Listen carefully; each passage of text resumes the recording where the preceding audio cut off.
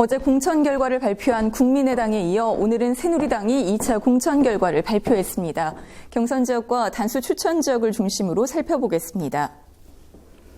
어제 1차 공천 결과를 발표한 국민의당 먼저 보겠습니다. 경선 지역은 모두 12곳입니다.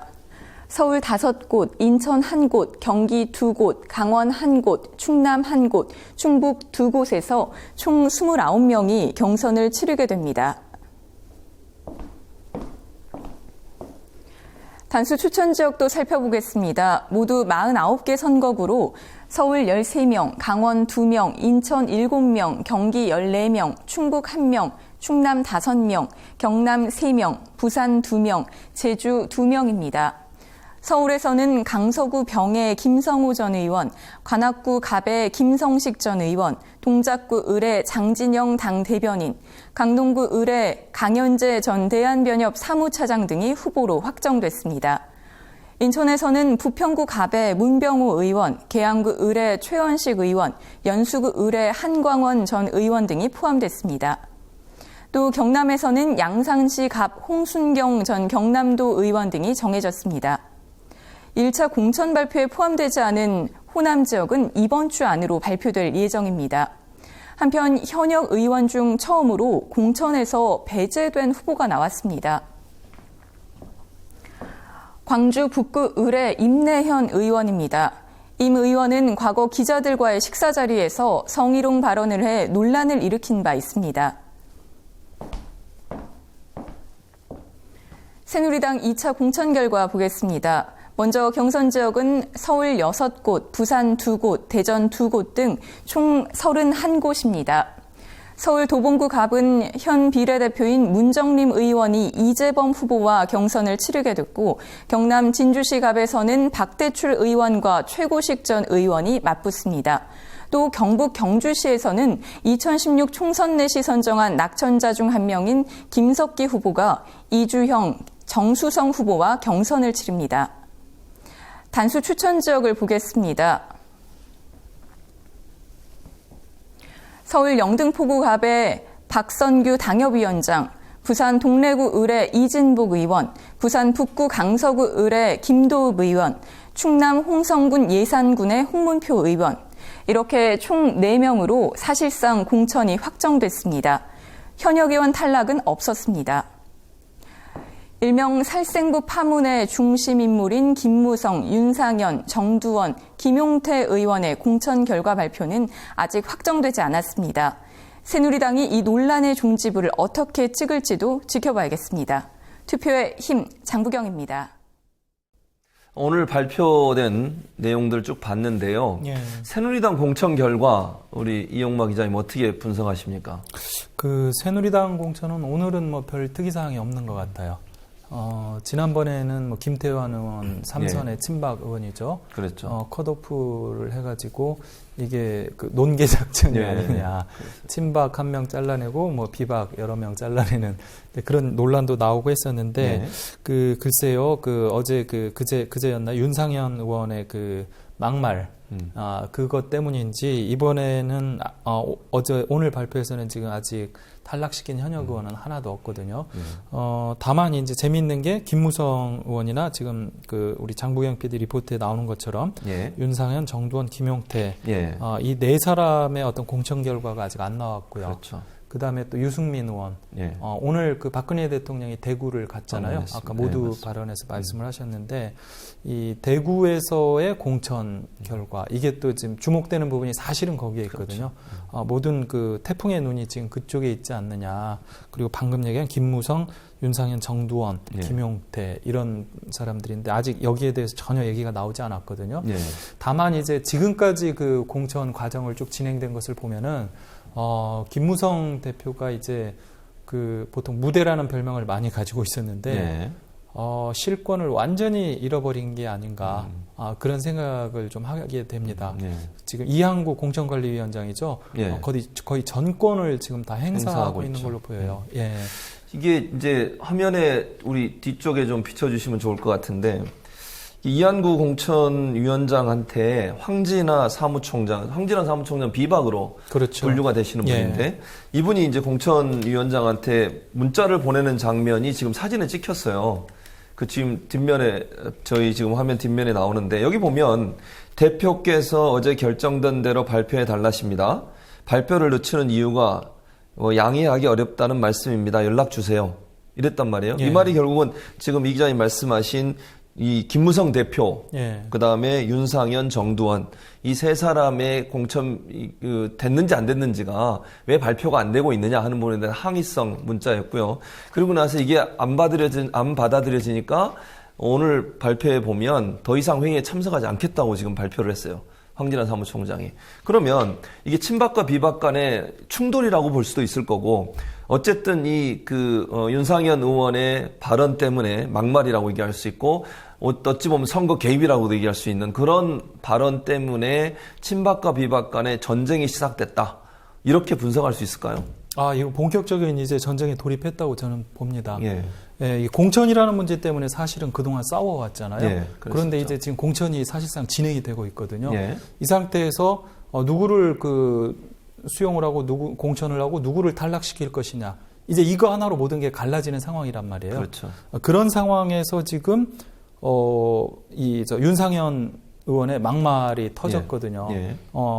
그런데 또 이것에 대해서는 이한구 위원장이 적당히 무시를 하면서 김무성 대표 공천 문제에 대해서는 또 아직 찌라시 문제 이게 해결이 안 됐다라고 하면서 김무성 대표를 공천할 건지 말 건지조차도 아직 발표를 안 하고 있습니다. 김무성 대표는 지금 제가 보도에서 보기로는 빨리 발표해서 경선하게 해달라. 그렇죠. 니네가 지금 나한테 경선하라고 하는 거 아니냐. 나 경선하겠다. 빨리 발표해라. 뭐 이런 입장을 밝힌 것으로 읽었는데 언론 보도에서. 그런데 지금 그것조차도 발표를 안 해주고 있거든요.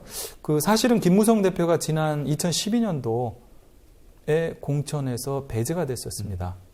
그때 박근혜 비대위원장 시절이었는데요. 그때도 이미 한번 배제가 된 적이 있었거든요. 그래서 이번에도 사실 뭐 그렇게 낙관하기만은 쉽지가 않다 이런 생각을 좀 하고 있거든요. 이게 이제 방금 지적하신 분과 연관돼서 서 박사님 뭐가 문제가 되냐면 오늘 언론 보도에 보면 이한구 공천위원장이 원래 2시에 회의가 있는데 늦었어요. 57분에 오셨거든요. 그런데 회의 전에 어디를 가셨냐면 모 호텔에서 현기환 정무수석을 만났어요. 이 민감한 시기에 왜 두 분이 만나서 공천위원장이잖아요, 이분은. 그리고 어쨌든 청와대에서 대통령에서 일하는 정무수석과 만나서 이런 얘기를 나누는 것이 서 박사님 보시기에 정상적인 행동일까? 아니면 이 만남이 어찌 보면 공천에 개입하려는 청와대가 그런 의도를 보여준 게 아니나 이런 의혹이 생길 수 있거든요. 어떻게 보세요? 당연히 의혹이 생길 수가 있죠. 뿐만 아니라 지금 이 민감한 시기, 지금 완전히 지금 모든 언론과 모든 국민의 관심사가 이 컷오프와 지금 향후 총선의 이 방향에 대해서 지금 집중되어 있는 이 시기에 청와대 인사와 접촉을 한다는 것은 상당히 이해할 수가 없는 행동입니다. 당연히 이제 문제가 될 소지가 아주 많죠. 그리고 오늘 이한구 위원장이 자기 현기환 수석 안 만났다고 부인을 했잖아요. 지금 정확한 건 확인은 안 되지만 일단은 채널 A였나요? 취재 기자들이 호텔에 취재를 하러 갔다가 호텔 사람들한테 막혔거든요. 맞았어. 그렇습니다. 그래서 이제 가서 현장에 있는 장면을 찍지는 못했습니다. 어찌됐든지 간에 두 사람이 만났다는 지금 의혹이 강력하게 제기가 된 상태고요. 그 다음에 오늘 또 공교롭게도 박근혜 대통령이 대구를 갔단 말이에요. 그렇죠. 그리고 또 그 전에 김무성 대표는 뭐 전략공천 이런 거 없다. 전체 뭐 경선으로 한다. 또 뭐 경선을 할 때도 왜 당원 비율을 30%로 하고 일반인 여론조사 70% 뭐 이런 식으로 하겠다라고 했는데 이한구 공천관리위원장이 들어와서 그걸 전부 다 무시를 하고 있거든요. 뭐 경선을 하더라도 전체 다 여론조사로 하겠다. 이게 사실은 이제 기존의 친박들이 주장을 했던 것들이잖아요. 그다음에 무슨 전략공천이 없느냐? 전략공천 해야 된다. 그랬는데 전략공천은 이미 이루어졌고요. 지금 지난 1차 지금 이 공천 결과에서 나타났습니다. 그렇죠. 김무성 대표가 별수 없이 다 사인을 했었죠. 1차 결과에 대해서. 맞습니다. 이런 식으로 해서 사실상 친박의 주장이 일방적으로 그냥 그 통과가 되고 있는 상황이거든요.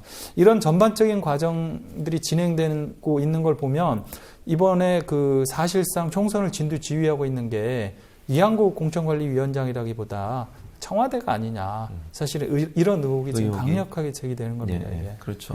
방금 이제 지적하셨지만 박근혜 대통령이 오늘 대구 창조경제 핵심센터를 방문을 했는데 이게 동구 지역이란 말이에요. 대구 동구인데 대구 동구 현역 유승민 의원이에요. 그리고 유성걸 의원이고.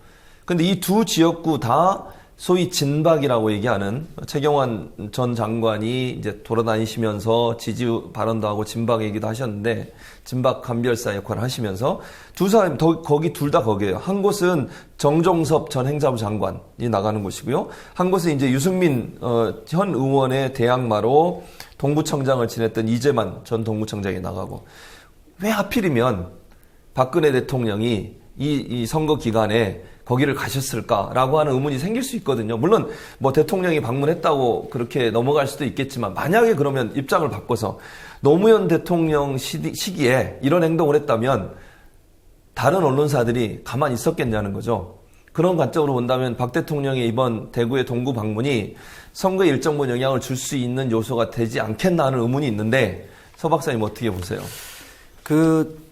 대구 동구 방문한 기사들도 좀 보면 말입니다. 전혀 이제 주로 종편이나 아니면은 조선이라든지 메이저 신문들 보면은 사실 보도에 그치고 있습니다. 그러니까 지금 말씀하신 대로 정치적으로 충분히 문제 삼을 수 있는 그런 내용들이 들어있는데 전혀 민감하게 다뤄지지 않고 있고요.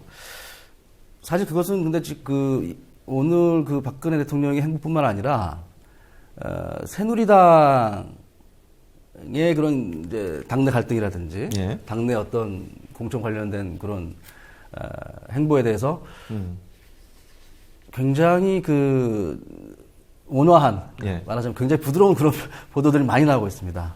그러니까 당내 갈등이 분명히 새누리당에도 있는데 예를 들면 이제 윤상현 의원이 공천하지 말라고 이제 김무성 대표한테 막말하고 그랬지 않습니까? 근데 그런 것들도 물론 이제 자극적인 표현들이 들어있지만 실제로 더민주당에 대한 그런 보도와 비교해봤을 때는 굉장히 부드러운 아주 전혀 크게 문제 다가오지 않는 그런 내용들이 많이 있어요. 그리고 이제 예를 들면 또 이제 MBN 같은 경우에는 이한구 공관위원장이 이제 그런 얘기를 하지 않습니까? 이제 아스팔트 대목꾼들을 몰아내라 이런 얘기하는데 이것도 사실 지금 친노 운동권과 관련된 이야기고 아까 서두에 말씀드렸다시피 모든 지금 주요 메이저와 이른바 조중동이라고 하죠. 조중동과 그다음에 종편 채널들은 친노 운동권에 대한 실체가 과연 무엇이냐 아직까지도 논란이 있는데 거기에 모든 지금 화력을 집중하고 있는 것 같습니다. 이 기자님, 그러면 박 대통령의 이번 대구 방문이 새누리당의 진박 공천, 소위 친박 또는 진박이라고 얘기하는 공천에 영향을 줄 수 있다고 보세요? 당연하죠. 대구 특히 박정희 전 대통령이 태어났던 지역 있잖아요. 그런 지역에서는 거의 반신 반인으로 박정희 전 대통령을 이제 생각을 하는 그런 분위기가 있기 때문에요. 그런 상태에서 이제 박근혜 대통령이 지역을 방문했다. 이건 굉장히 큰 화제입니다, 이게. 그렇기 때문에 저는 상당히 영향을 미칠 수 있다라고 보고요. 특히 이게 대구 자체가 굉장히 보수적이잖아요. 근데 그 중에서도 또 이제 박정희 전 대통령에 대한 향수를 강하게 느끼는 나이 드신 분들이라든지 굉장히 보수적인 성향의 분들 이런 분들에게는 상당히 영향을 미칠 수 있다고 봅니다. 그리고 사실은 그걸 알고 있기 때문에 간 거죠. 저는 계산해놓고 갔다고 봐요. 왜냐하면 왜 우리가 그런 이야기 하잖아요. 특히 남자들 같은 경우 이제 군대 가고 나면 병장 시절에 떨어지는 낙엽도 조심한다라고 하는데 그 정도로 이렇게 사실은 대통령이 가는 행사인데 더군다나 총선을 한 달밖에 안 남겨놓고 더군다나 공천심사가 지금 진행되는 과정인데 그걸 모르겠어요. 당연히 알고 있기 때문에 오히려 제대로 중립적인 관리를 하겠다라는 생각을 가진다라면은 피해야죠. 그렇죠. 그런데 일부러 가는 거죠, 이것은. 호남 지역 왜 발표 안 합니까? 호남 지역은 일단은 여야가 아니라요. 지금 예. 국민의당하고 이 더민주당 예. 예, 가장 이제 양당이 통합을 안 할 경우에 예. 지금처럼 계속 할 경우에 양당의 혈투가 벌어질 장소가 사실은 호남이잖아요. 그렇죠. 예. 그렇기 그렇습니다. 때문에 어떻게 보면은 호남 공천을 가지고서 서로 좀 이렇게 눈치 본다라고 할까요? 약간 예. 그런 측면도 좀 있는 것 같아요. 예. 예, 그리고 또 실제로 통합이 될 수도 있고요. 그럴 수 있죠. 예, 일부 국민의당 소속 의원들이 넘어올 수도 있고 예, 그런 가능성이 있기 때문에 일단 더민주당은 이제 최대한 늦출 것 같아요. 예. 공천을. 예.